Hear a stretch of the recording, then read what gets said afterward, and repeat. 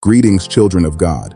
Our topic today is Pharisees, Sadducees, Essenes, and why Jesus divided them. Three Jewish groups, one Messiah, and three very different reactions. When Jesus began preaching in first century Israel, he did not enter a religious vacuum. He stepped into a divided world, a world shaped by the Pharisees, the Sadducees, the Essenes, and each group responded to him differently. Let's step into that world. Part 1. The Pharisees, the guardians of the law. The Pharisees were respected teachers of the law. They believed in the written Torah, oral tradition, resurrection, angels, final judgment. They were spiritual influencers among the people. On the surface, they looked like the most devout. But when Jesus came, conflict began. Why? Because Jesus challenged their interpretation of the law. He healed on the Sabbath. He ate with sinners. He said, "You have heard, but I say unto you." He accused some of them of hypocrisy, obeying the letter of the law, but missing its heart. Yet here's something powerful.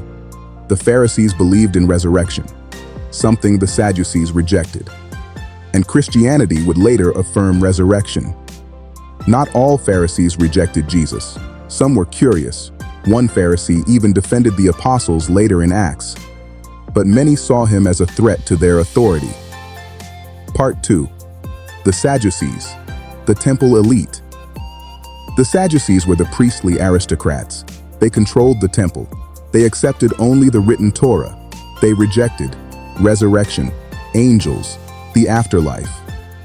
They were politically connected to Rome. When Jesus entered Jerusalem and cleansed the temple, that was not just religious, that was political. If resurrection was false, as they believed, then Jesus' teaching about rising from the dead was dangerous. In Matthew 22, they tried to trap him with a question about resurrection, but Jesus answered them from the Torah itself, the only scripture they accepted. After AD 70, when Rome destroyed the temple, the Sadducees disappeared from history. Their power died with the temple. Part 3. The Essenes, the desert separatists. The Essenes withdrew from society. Many scholars connect them with Qumran and the Dead Sea Scrolls. They believed the temple leadership was corrupt. The end times were near. God would soon judge the wicked.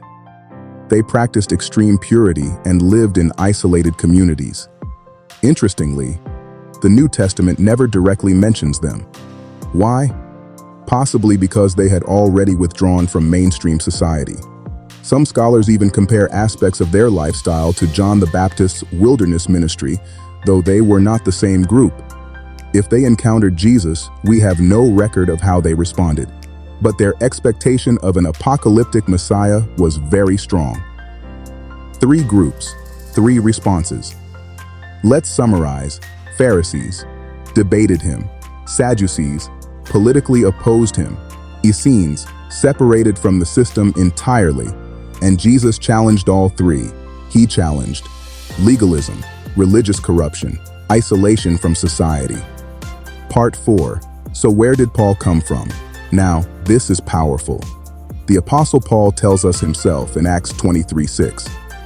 I am a Pharisee, the son of a Pharisee. Paul belonged to the Pharisees. He was trained under Gamaliel. He believed strongly in the law, resurrection, the coming Messiah.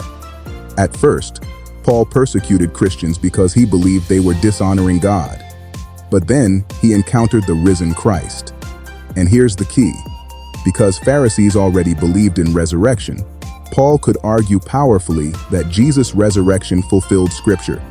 Paul did not convert from paganism. He came from one of the strictest Jewish movements, and that makes his testimony even more powerful. Why this matters? Understanding these groups helps us understand why resurrection was controversial, why temple cleansing was explosive, why Jesus' authority threatened leadership. The gospel unfolded in a world full of theological tension, and in the middle of it stood Jesus, not as a Pharisee, not as a Sadducee, not as an Essene, but as the fulfillment of what the scriptures pointed toward. If this teaching helped you see the New Testament world more clearly, like this video. Subscribe for more biblical history deep dives, and comment below.